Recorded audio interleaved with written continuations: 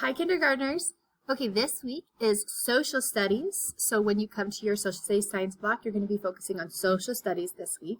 You're going to click on the Studies Weekly link, and when you do, it's going to look like it's going to look like this.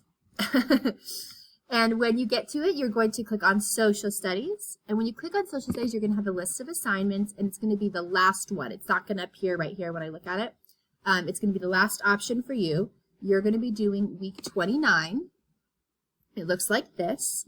If you haven't completed any of them up above, make sure you complete them. You collect all your coins.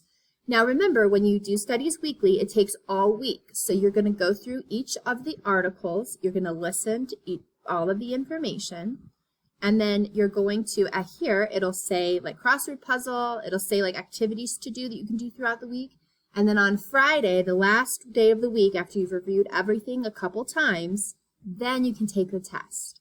So make sure you go through it. You know me, I like you to at least go through things twice, because it really helps you remember what you've learned.